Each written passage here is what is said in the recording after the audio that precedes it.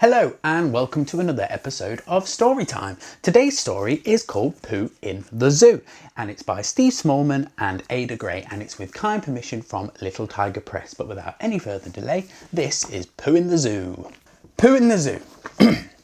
Little Bob McGrew was a keeper at the zoo. Looking after animals is what he loved to do. But it wasn't always fun because Bob was the one who had to push a cart around and shovel up the poo. There was tiger poo, lion poo, prickly porcupine poo, plummeting giraffe poop that landed with a splat, dollops of new poo, bouncy kangaroo poo, and trail of drippy droppings from a fat wombat. Flying bits of bat poo. Crikey, whose is that poo? A pongy pat of panda poo steaming on the sand. And Monkey always threw his, as fast as he could do his, so no one had a clue where his poo might land. Bob felt dizzy. He was far too busy, with big jobs and little jobs all around the place. Then he slipped on a banana, while mucking out an iguana, and it ran off with a very greedy grin upon its face.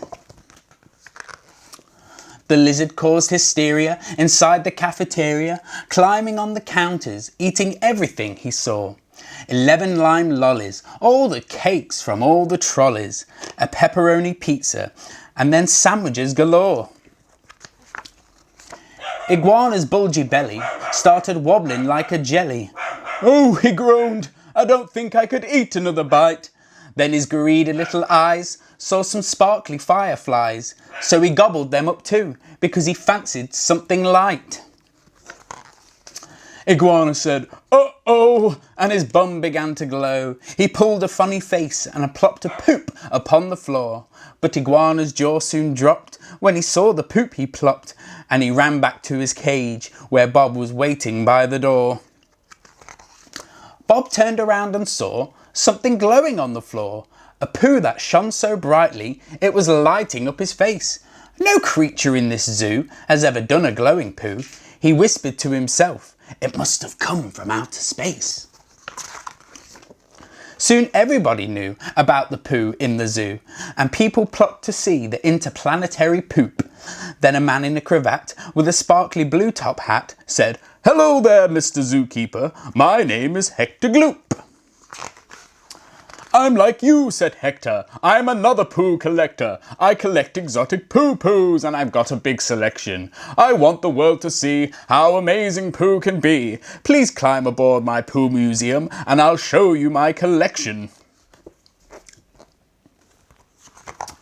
I've got a pile of yeti poo, and some that's like spaghetti poo. A smoking pile of dragging poo. Oh, they're very hard to find. A mammoth poo in ice. Oh, this one's very nice. It's a massive pile of poo-poo from a dinosaur's behind.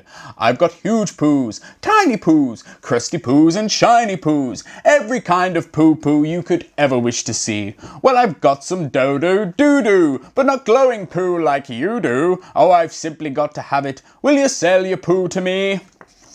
So Bob sold the poop to a happy Hector Gloop, and he spent all the money on a robot pooper scooper. Well, it whizzes round the zoo and picks up all the poo, and for Bob and all the animals, life is super duper.